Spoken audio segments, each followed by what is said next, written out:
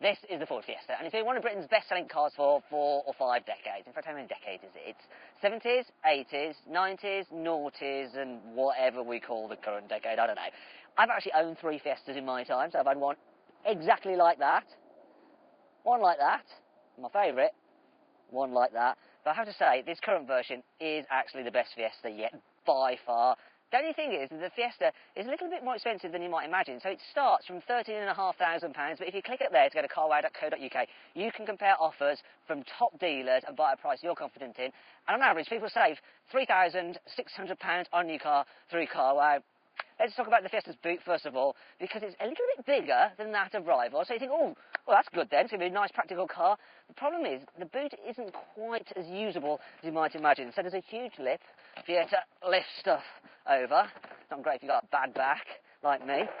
And then when you look about it, there's not particularly many useful features. So you've got a couple of hooks there. You think, oh, I'm going to have some underfloor storage. There's actually a full-size spare wheel under there, which is actually a good thing, I must say.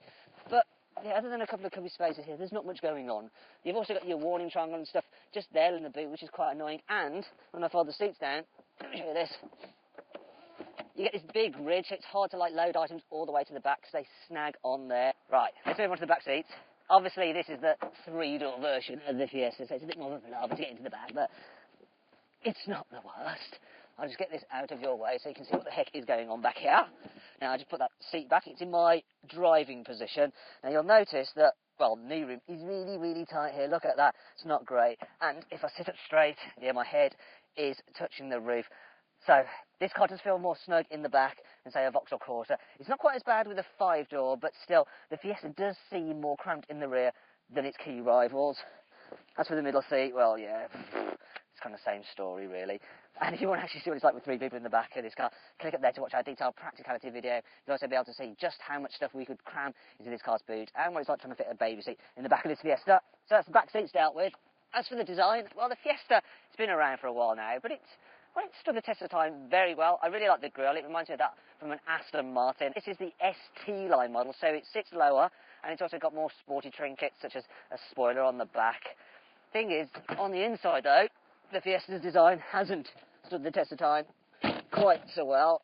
In fact, the layout of these buttons is actually modelled on a mobile phone, but it's obviously an old mobile phone. Looks like it's been copied from a Nokia 3310. And then there's the infotainment system itself. I mean, look at it. I mean, it's old-fashioned as well. It's a real pain to use when you compare it to something that you get in, like, say, a Volkswagen Polo. And if you click up there, you can see a full in-depth review of the infotainment system and have another good look around this Fiesta's cabin, because bits of it are good. For instance, like, you've got a nice big squidgy dash up there, but the rest of the materials are very brittle and cheap feeling. Can't complain about cubbies though, you know. There's decent sized door bins. Look, I can fit a big bottle in the door bins, and there's some storage under there. The glove box is an alright size for this kind of car. Got some extra little bit of storage down here. In terms of trim levels, I'll just keep it simple. Get the Z-Tech, it's pretty much got all you need. Things like air conditioning and Bluetooth. Now though, let's hit the road, as it's here the Fiesta really impresses. I remember the first time I drove this current version of Fiesta, and I was totally blown away with how good it was. There's something about it, it's just fun, it's just fizzy, it's got bags of personality, and you can feel exactly what the car is doing through the steering wheel and all the pedals, and from the seat beneath you.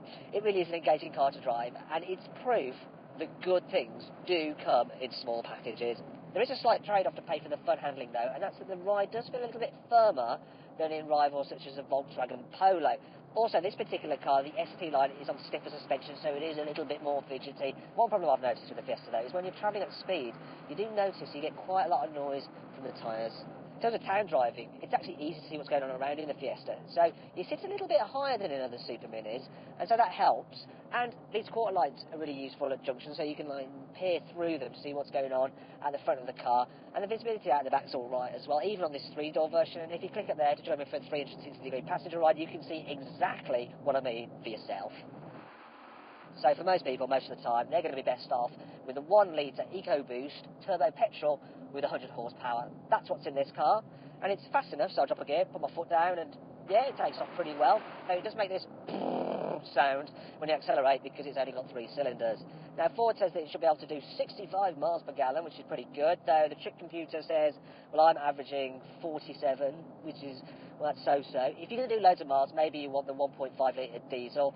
And if you want to go fast, get the 1.6 litre turbo petrol in the ST model. In fact, the Fiesta ST is one of the most fun cars in the world.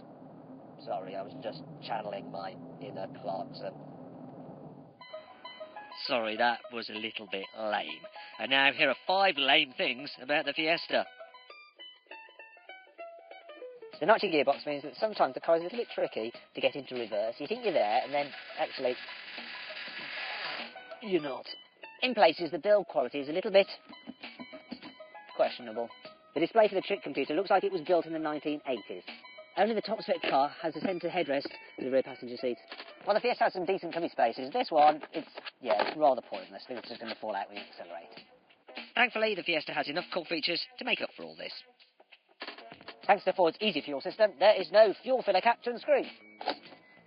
The 140 horsepower version of the 1 litre EcoBoost engine has more horsepower per litre than a Bugatti Veyron. All Fiestas get a heated windscreen for a fast getaway on a frosty morning. You can get ambient mood lighting for the cup holders, and there's even a little slot specifically for energy drinks. With Ford's programmable key, you can set a maximum top speed and volume for the stereo. Perfect if you're letting the car to some youths.